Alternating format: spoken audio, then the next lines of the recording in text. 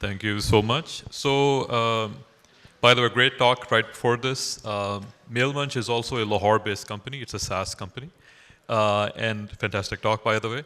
I'm Nash. I'm the co-founder of Integry. So this session was supposed to be a conversation between me and RepairDesk CEO, Usman Bhatt, which is also another Lahore-based company. He had an accident coming here. He's fine, but it's just going to be me. I'm going to talk to you about something really cool. If you are someone who's an entrepreneur or wants to build a company or start a startup, I want to make a case for you that you should make a SaaS company. Just like you saw MailMunch is a SaaS company. You can go and build something and sell to the rest of the world while staying in Pakistan. I think this is a tremendous opportunity. RepairDesk is also a Lahore-based company. It is based in Gulberg, and they do $3 million every year in revenue. They did not raise any funding. If you do the maths, that's about ₹1 billion every year, right? And Usman, for example, is not a developer, he's not a coder, but he built this whole thing along with a team. The entire team is in Lahore, except for one person who is in the US around sales and so on. Obviously Usman isn't here, so what I'm going to do is I'm just going to walk you through some of the questions, and then we can even take some audience questions here in the next 10, 15 minutes. This is my fourth company as well. I build Integry. I'm the CEO of Integry. These are all SaaS companies. And if you build a SaaS company, the idea is you build something which users can go online and then they can essentially use it and purchase it themselves, right? And I was in the US and I was part of this accelerator, and there were about 20 startups. Some of them were from the US, some of them were from Turkey, from all over the world. One of the things I saw that the average SaaS company at that time was usually built in the US. Almost every major SaaS company is usually still in the US. And for them to survive, it used to cost a single person around $60,000 to $80,000 for the year. Just one person to survive in the US, right? It's an expensive place. But the same company, if it had an India back office or a Pakistan back office, it would be able to run a 5-10-man company within that same number. And so what would happen is that companies from India and Pakistan or regions like ours would survive far longer. And in the world of startups, surviving the longest is basically how you win. If you're able to be resilient, if you're able to survive long enough, you basically win in that game. And so I saw that US companies, if they weren't able to really make something done, they would die in 6 months. And then they would try again, which is also good. But in case of if you had a company which is based out of Pakistan or other areas, you're able to take advantage of that. On a side note, I'm a big believer that even if you're in Pakistan, your salaries, everything should be at a really great level. One other thing that really bothers me is if you go and work at Google in San Francisco as an engineer, you will be paid really high. Same engineer in India is paid less at the same level. This annoys me a lot because if you grew up in India, you had to grow up with more challenges than in the US and Stanford, right? So I'm a big proponent of equal pay across geographies, but that's a topic for a different discussion. So if you're thinking about doing a company, doing a SaaS company opens up the world market for you. There are now a lot of great SaaS companies out of Pakistan. I track about 60 SaaS companies that are based out of, in some shape or form in Pakistan. MailMunch is one of them, even though the founders are in the US, but they have a lot of DNA of Lahore within them and so on, as well as a lot of other companies as well. RepairDesk is one of them. There are, I think, 2 or 3 unicorns that have been in this space as well. Careem is multinational, but they had a very large Pakistan footprint.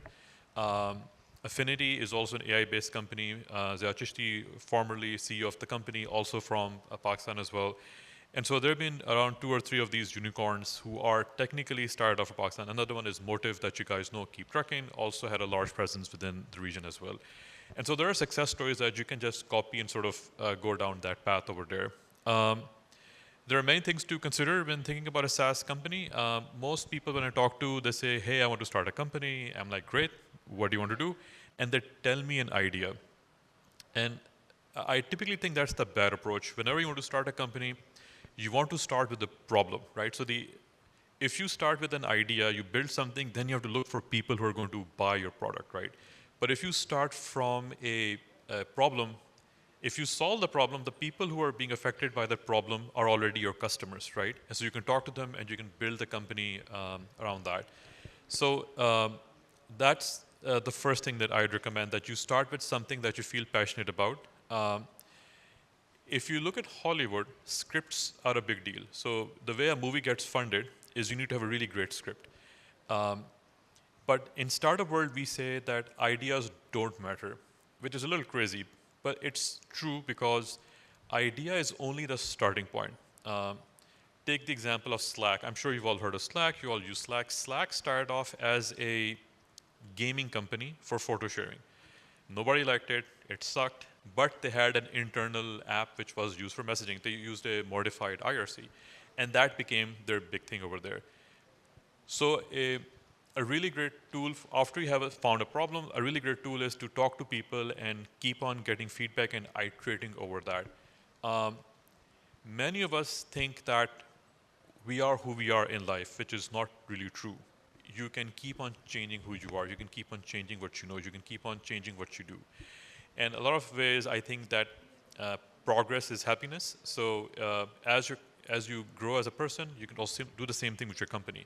When you learn things from your market, you keep on updating, you keep on iterating. A great example of this is Airbnb. Airbnb, as you know, anybody can basically go ahead and basically rent portions of a house. Now, when COVID came along, everybody said Airbnb is dead because hotels are down, traveling is down. But what happened was this new thing emerged called staycations. People who are stuck at home, they would buy an Airbnb or rent an Airbnb down the street where they would go and work. Or they would spend a month someplace else, still under lockdown, but in someplace else. And certainly, Airbnb went public, did an IPO. It was really much more, I think twice or thrice more than what the expectations was. So iterating is really, really important. So that's sort of the second advice. You really want to make sure that you have an ear down in what you're doing. And this applies to everything from email marketing campaigns. You look at what the feedback is coming in. You want to make sure that you see what's working, you A/B test, and you do more of what is working. You double down on that. And then a key thing is sales in Pakistan. How do you do sales? Now here's, I think, a really key thing. I don't have a visual for this because this was going to be a talk, but I want you to visualize this. Think of a 2x2 matrix. Is your product low price or high price? That's the vertical axis. And then on the horizontal axis, is it simple to sell or is it complex to sell, right? So on this quadrant here, it's complex to sell and it's low price. This is a place you don't want to be. On the bottom left, it is low price and it's simple to sell. This is self-service. The vast majority of SaaS companies are self-service. We call them PLG. That's product-led growth, right? In the B2C world, we don't have a word called PLG because everything is PLG. We just call it self-service. People who work in B2B like to use these fancy terms, but that's what it is. The idea of PLG is a user comes up, they sign up, they pay you not a lot of money. Maybe it is under $1,000 per seat per year at most, right? This entire function is led by your sales function. You cannot have a salesperson to do this. So this thing you can do in Pakistan. If your SaaS company is going to make up to $1,000 per person per year, it is pure PLG, and you can do this using pure marketing. If you go on the top left quadrant, which is more money but simple sales. These are apps, for example, like Gmail for your company. You pay $5 a month for a single seat, but then if you have 10,000 people, that's $50,000 or $5,000 a month, or per year, that's like 50, it's like goes into hundreds of thousands of dollars. So for this, you do something called inside sales. Keep tracking. When they started off, they had a huge 500, 300 person operation in Islamabad where there are people who were called in the US times, in the nights of Pakistan, people within in the US. So Keep Trucking was selling to truckers, people who had 2 to 5 trucks that they had. And so if you have a team that can speak the language, they can make a call. It's typically the sales cycle is between 4 to 6 weeks. You're able to sell remotely over the phone. This requires that your sales is under, let's say, $500,000 per year, right? That's the top left quadrant. And so that's the two things that you can do. Now, if you are a company that is doing large sales, so this is the top right quadrant, which is a large amount of money, which is more than $1 million per sale, and it is complex sales, right? This is what you typically see salespeople, people who carry quotas. We call these enterprise sales. For this, you need to be in person at the place. So if you are an outsourcing company, not even a product company, and if you want to break the $500,000 barrier, you have to be in the US. Nobody's going to write you a $500,000 check without seeing you, without actually meeting with you, right?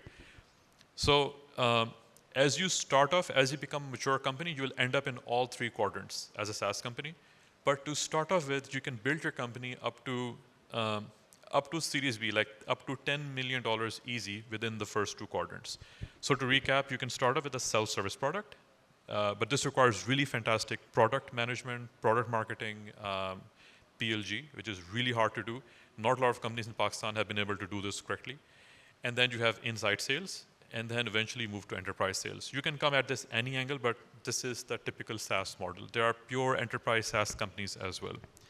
So that's the other aspect around sales. And acquiring your first 10 to 100 customers. When you start off, if there's only one book that you read, there are lots of books to read, but there's only one book that you read and you're fine. It's a book by Dr. Steve Blank called The Startup Owner's Manual. It's a really big book, it's 600 pages, but it tells you everything that you need to know. When you're starting a company, it is not defined, you don't really know what your product is going to do.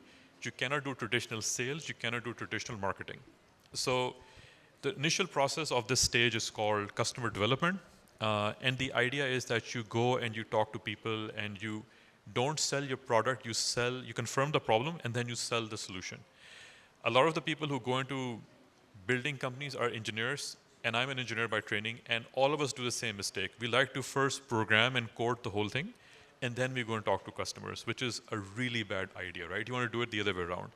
So let's say, as a matter of fact, Airlift is sort of like a story that is now gone, but one of the stories I heard, I don't know how true this is, the founder of Airlift, he would hang out in front of Packages Mall, and he would like stop people and say, "Okay, aap ja rahe hain, you're waiting for a car," and they would ask you, "Do you go to the office a lot? Do you go to a school? How do you go? Do you have your own car? Does a friend pick you up?" What if there was a bus service and it picked you up on every day and it would be subsidized?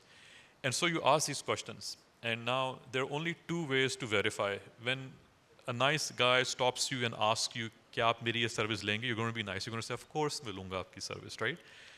So the only actual gold standard is two things. You say, "अच्छा ठीक है, तो मेरी service अगले महीने शुरू होगी. It's going to be 15,000 a month. लेकिन आपके लिए today I'm doing it for 5,000 a month." Now, when you tell the person it's going to cost money, a different circuit turns in their head, and now they have to make a financial decision. That is when they will tell you the truth. कि नहीं भाई, you're nice, but not that nice. The other only gold standard is usage. If a person is logging into your app every day, every week, whatever, that is the only gold standard. So anyway, if you think you have don't start from an idea, start from a problem. If you know this is a problem, go and talk to people who have that problem, validate the problem, validate the price. A lot of the SaaS founders make the mistake of thinking about price at the very end. You want to think about price as part of the product. Your pricing is as much of part of the product as it is the product itself. So that's the other bit of advice here. I know we're just up on time here, but last point I think I'll mention here is India now has some really phenomenal SaaS companies. Zoho, you guys have heard. Zoho does everything from email. It's like a full OS. If you want to build your entire company from having an inbox to having ticketing, all of that, you can do Zoho. There's another company called Freshworks, FreshBooks. They do the whole thing over there as well. And there are many, many more. I was looking at an investor's deck, and there was a list of risks. The question that they would ask your company: what if Google does what you're doing? What if you run out of money? And one of the things they said was the India risk, or you can think of it as Pakistan risk. What if what you're doing in America, a guy in Pakistan with a fraction of your cost sells it at a fraction of the price, does the same thing, right? And that's a very real thing, because now software tech stacks have become in a way that you can build a decent product easily. You have AI to help you with that as well. So you can build any SaaS company, any product. That's not the hard part. The hard part is doing what is known as product market fit, marketing it right, and putting on the right price. So these are some of the hard things that you have to figure out. And so you don't have to invent anything new. There are many companies within Pakistan that does this. There are many companies in India that have done this. Follow these paths. Find the people within Lahore, within your community who have sort of built these SaaS companies. And I highly encourage you to try building out a SaaS company. There is something known as micro SaaS, and the idea is a single engineer makes $5,000 without doing anything just because they have a SaaS company running on the side. So these small projects can also become really large as well. That's about it. And thank you so much for taking the time.